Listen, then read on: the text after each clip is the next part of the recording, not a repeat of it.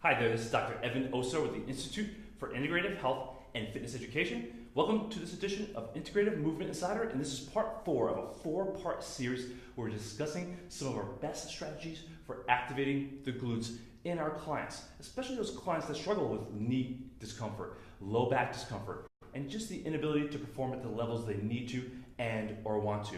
And some of the common things we see with our clients and patients that actually perpetuate non-optimal strategies. We talked about in video number 1 why we don't want our clients to go into that excessive posterior pelvic tilting because they're over squeezing the glutes, because that will drive the pelvis into posterior pelvic tilt and the lumbar spine into flexion, and it will jam the hip forward or the femoral head forward in the socket and create inability to really get what we want is that anterior pelvic rotation, because that's how we will appropriately teach our clients to load their glute complex. Because if they can't get anterior pelvic rotation of their pelvis and thoracolpelvic cylinder, then they won't be able to essentially lengthen the glutes and hamstrings and load the posterior hip complex appropriately to use it appropriately during the concentric phase of their squats, lunges, deadlifts, and all their hip hinge type patterns. So again, our first strategy, stop gripping. Second strategy, teach our clients the ability to get anterior pelvic rotation or that hip hinge position. And then in the last video, we talked about some of the modifications for some common exercises like the lunges and also the step-ups, which is basically just a setup of maintaining alignment and control of the thoracolpelvic cylinder and really getting that hip hinge pattern to appropriately load the posterior hip complex. So the final pattern we'll discuss here in this video is the bench squat, because so many of our clients, especially runners and people that are playing or actively playing sports like tennis and activities like that, they're taught to do the bench plank. However, the way many of our clients are being taught to perform it actually doesn't help them use their glutes better, and it doesn't really set them up for better alignment and control of their lower extremity. Because here's what most of our clients are doing when they do a bench plank. Number 1, the bench is too low for them, and you'll see what happens when the bench is too low. They'll go into their single leg stance, and then they'll go into their squat, and then they'll just kind of collapse back onto the bench. And then they'll throw themselves up to get up, and then they'll just collapse back down. And they are taught that that's helping improve the glutes. But what's happening is they're basically just collapsing and staying into posterior pelvic tilt, and they never get that ability to go anterior tilt with their pelvis to appropriately use the glutes to control that hip, knee, ankle, and foot complex. So here's how we make a simple modification to this pattern, which makes it quite a bit more challenging, however, much more effective. So what we do is first we need to elevate the surface. So we just use a pad on the bench so the client doesn't have to lower themselves as far, because most of our clients don't have the control to go lower on the bench. Then as we set our clients up, long spine, ribcage stacked and aligned over top of the pelvis, hands on the pelvis, they're going to take some weight, the majority of the weight, onto their stance leg, and then bring their back leg back just a little bit with about 10% of their weight on their back leg. So I'm going to work my left leg first, and then I'll flip around and I'll do the opposite side.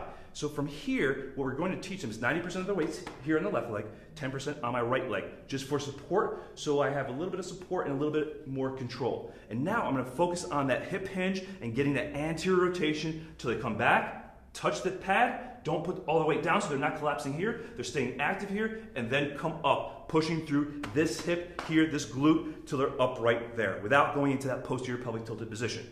So again, 90% of the weight on this left leg, hinge, squat, touch, don't release, and then come back up. So that way, I'm maintaining alignment and control the entire time. Incredible work through my glute, my quads, all the way down to my ankle and foot complex, but really loading up that posterior hip complex of my left side. I'm going to flip around and face away from the camera. So again, long spine, stack that rib cage above the pelvis, hands on the pelvis.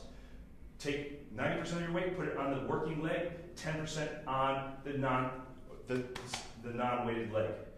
Now sit back, anterior pelvic rotation, touch, come right back up. So the pelvis should stay level. The thoracolpelvic cylinder stays aligned, touch, come back up. I can almost lift this leg off the ground because most of the weight is on my right side.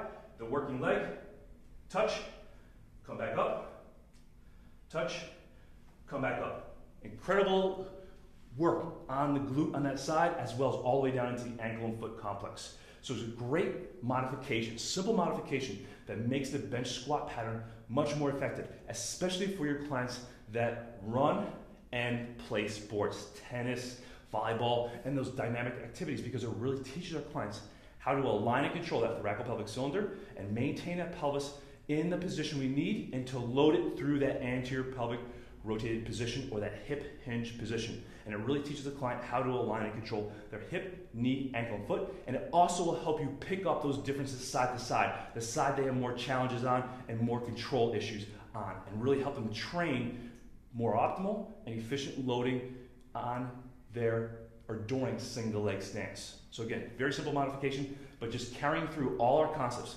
Align, thoracolpelvic cylinder, breathe, create and maintain that three-dimensional breathing, and then teach your clients how to control using the appropriate progressions so they earn the right and get to do those things they need to, want to, and ultimately return to the things that they love to do at a higher level. So this is Dr. Evan Oster with the Institute for Integrative Health and Fitness Education. I'll be at Perform Better. Janice and I will be at Perform Better this weekend, sharing these concepts on how to train the psoas and glutes more effectively, how to integrate psoas and glutes into the functional movement patterns to help your clients and your athletes perform at a higher level. So I hope you enjoyed this 4-part series. Next week we'll come back and discuss the female core and the concepts around training the female core, and tell you about a brand new project that we're working on.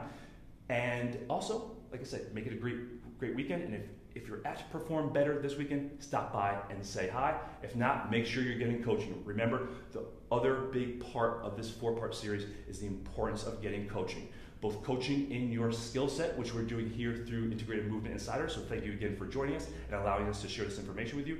However, also get coaching on your mindset and your business skill set too, so you get your word out there, so you get your message out there and attract those individuals that want, need, and will pay you for your expertise. Thanks so much. We'll catch you next time on Integrative Movement Insider.